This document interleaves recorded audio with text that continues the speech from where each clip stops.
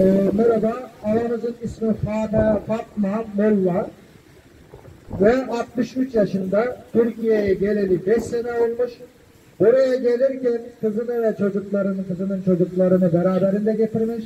Damadı da sonradan pasaport alıp gelmeye niyetlenmiş.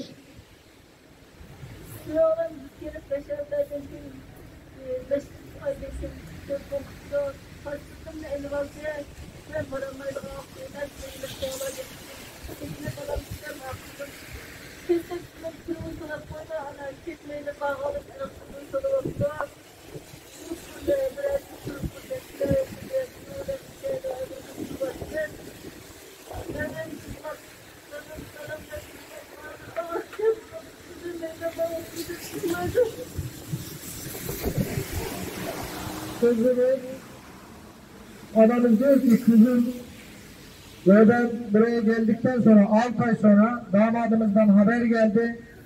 Benim pasaportuma el konuldu ve ben oraya gidemiyorum.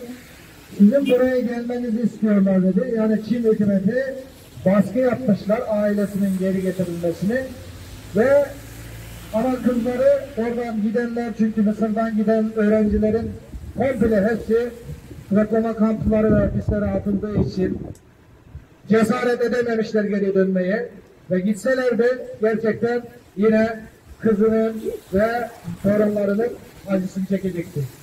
Ama burada torunu, yani anamızın torunu, kızının kızı babasını göremediği için 5 senedir ağlıyor. Şu an mide hastalığına maruz kalmışlar.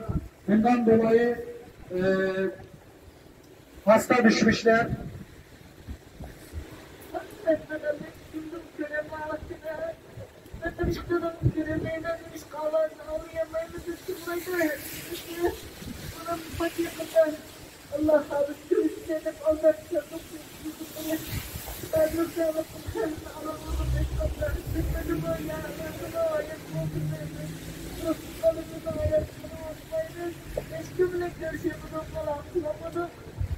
Allah kışlandım, kesinlikle kopmak gidemem. Dostum yere sürmüş. Hiç sıkıntı yok, evimiz bakar. Sen affediniz okuyan. Gitmesin bu verdi kızılında Allah kopmak gidemem. Eşen olur. Ağırca buna saldırından var. Buram var, çıkmak var. Buna konuşuyorum bana. Buradan beslemek gittim. Nasıl olur, sözünü alır saldı. Neyden var,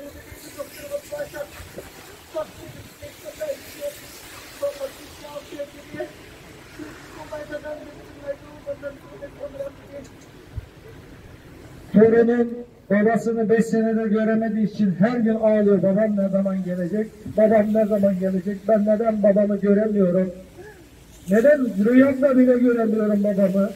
Diyerek 5 senedir ağlıyor ve midesi rahatsızlığından dolayı hastaneye götürdüğümüzde orada herhangi bir şey bulamadı ama tamamen psikolojik olarak torunum yıpranmış durumda ve gözleri şu an gözlerine de cereyan etmiş durumda. Gözleri de zayıflamaya başladı. Ben de bir torunumun bu durumuna ve oradaki damadımdan o günden beri bugüne kadar haber alamıyorum. Bunlar da beni derinden üzdü. Biz sadece ailecek şu an bayanlar olarak kaldığımız için bütün zorluklar üstümüze geliyor ve bütün mal varlıklarımız da Doğu Türkistan'da kaldığı için ve onları da getiremediği için burada çok büyük de sıkıntı çekiyorum. Sadece manevi olarak değil, her taraftan Çin bize bu mezalimi yaşatıyor.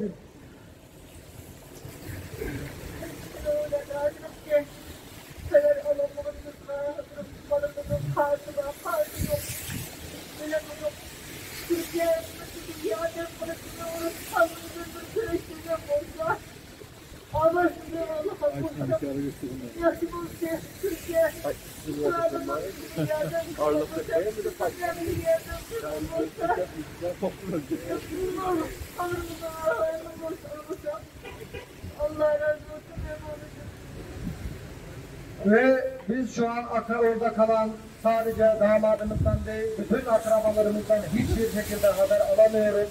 Ben buradan Türkiye devletimizden bize sahip çıkmasını, bu çığlıklarımızı duymasını ve ailemizin normal hayatına dönmesi için somut adımlar atılmasını ve bütün dünyadaki liderlerden bizim bu çektiğimiz mezalim, bu acıyı somut adım atarak dur demesini istiyoruz. Hepinizden Allah razı olsun dedi anamız. Ey zalim Çin! Görüyorsun biz ne kadar bize mezalimlik sadece Doğu Türkistan'da bize acı çektirmiyorsun. Sadece orada acın bize yaptığın mezalimin acısı sadece Doğu Türkistan'dakiler hissetmiyor. Bütün dünyadaki Doğu Türkistanlılar ta kemiğine kadar hissediyor. Ve bıçak kemiğe dayanmış durumda. Ve biz buna rağmen en barışçıl insanlığımızı ortaya koyuyoruz. Bunun hesabını elbet sana soracağız. Zalimin zulmünü dur demezsek biz hiçbir zaman bu gidişte dünyada barış olamaz. Barışları bozan zalimlerdir. Çin'in bu mezalimliğine dur demeden dünyada barış asla olamaz. Barışın aslı bozanlar zalim Çin gibi zalimlerdir. Şu an dünyanın bir numaralı terörist, bir numaralı zalim de tam da Çin'dir. Çin komünist rejimidir. Ve en basitinden söyleyeyim size. Bu kadar insanı görüyorsunuz. Bu yağmurda, kışta. Bu kadar insan, bu kadar sabırla bekliyor. Neresi barış bunun? Ve karşımızda bizim güvenlik güçlerimiz, karşımızda onlar da bu yağmurda, bu işkencenin altında. Çin'in bu işkenceleri sadece Doğu Türkistan'da yapılmıyor.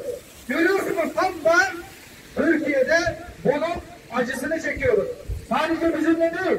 Burada bütün insanlar bu acıyı görerek onlar da acı çekiyor. Eminim onlar da acı çekiyor. Çünkü onlar insan. Dolayısıyla Çin'in bu mezarını durmadan dünyada barış olmaz. Bütün dünyadaki liderleri ve şu an Türkiye'de bulunmamıza rağmen ve kardeş olmamıza rağmen Türkiye CNPK'deki yetkililerimizi bu zalime dur demeye davet ediyoruz. Somut adımları attırsın diye davet ediyoruz.